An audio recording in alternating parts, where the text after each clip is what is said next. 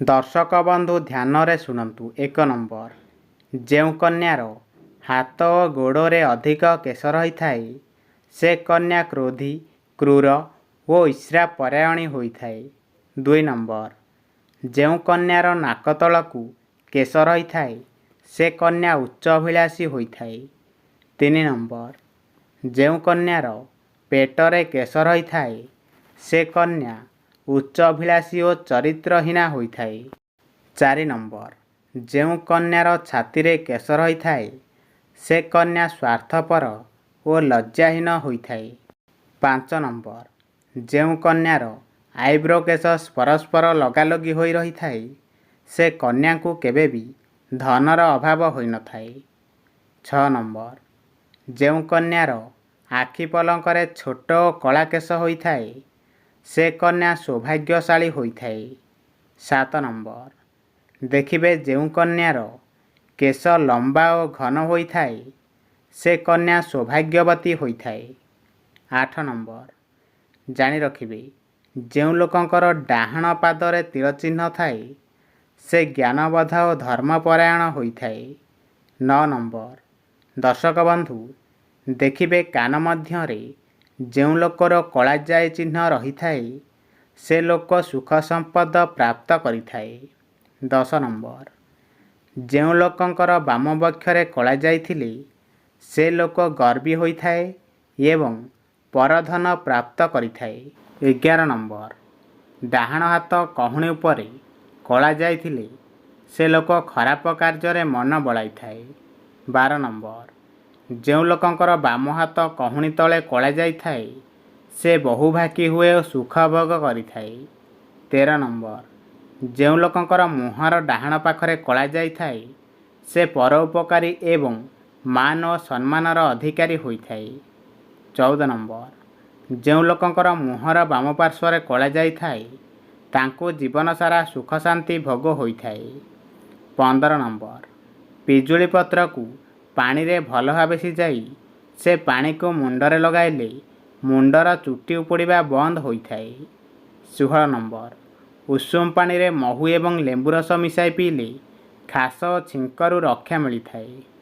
17 number, उषुम क्षीर रे 1 चामच हलदी मिसाई पीले खास और छिंक दूर होता है।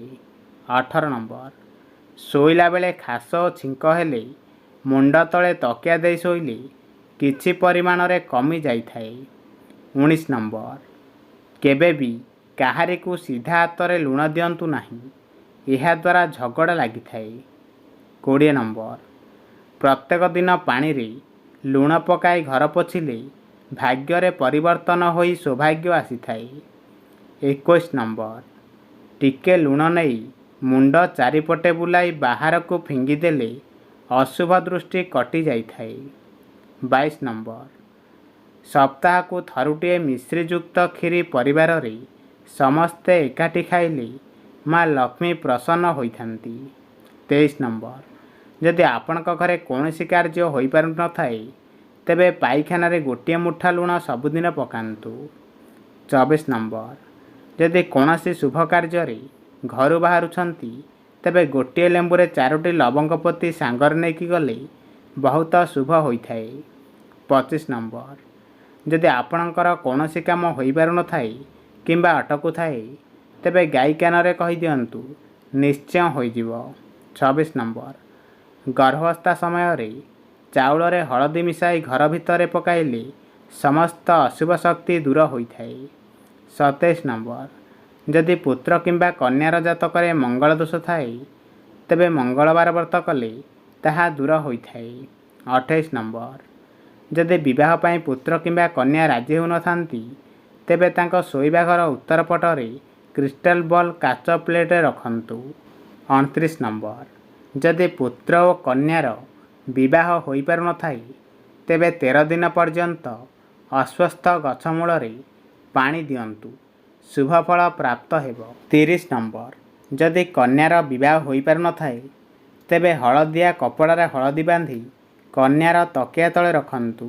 31 नंबर, मंगलवार दिन गाई को मसूर डाली सहित गुड़ मिसाई खाइबाकू देले समस्त मनस्कामना पूरण होइथाए।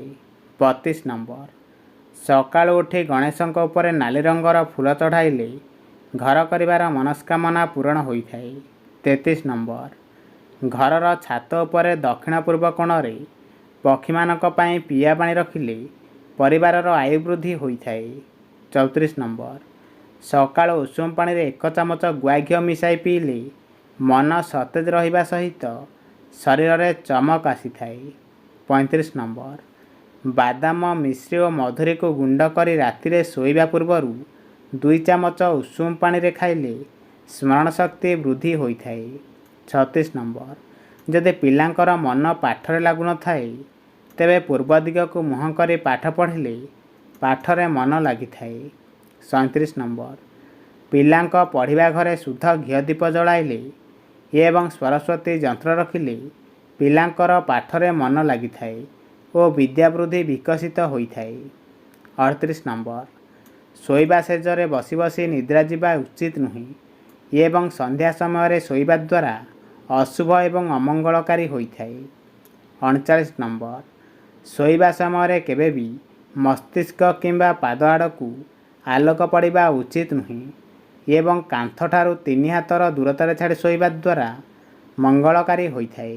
40 ନମ୍ବର, ଉତ୍ତର ଦିଗକୁ କେବେ ବି ମୁଣ୍ଡ କରି ଶୋଇବା ଉଚିତ ନୁହେଁ। ଏହା ଅଶୁଭ ହୋଇଥାଏ ଏବଂ ମସ୍ତିଷ୍କକୁ ରକ୍ତ ସଞ୍ଚାଳନ କମ୍ ହେବା ସହିତ ସ୍ମୃତିଭ୍ରମ ହେବାର ସମ୍ଭାବନା ଦେଖା ଦେଇଥାଏ। 41 ନମ୍ବର, ପ୍ରତ୍ୟେକ ଦିନ ରାତି 10ଟାରେ ବାମପଟ ମାଡ଼ି ଶୋଇବା ଉଚିତ ଏବଂ ରାତି 4ଟାରେ ଉଠିବା ଅଭ୍ୟାସ କରିବା ଦ୍ୱାରା ଅତ୍ୟନ୍ତ ମଙ୍ଗଳକାରୀ ହୋଇଥାଏ।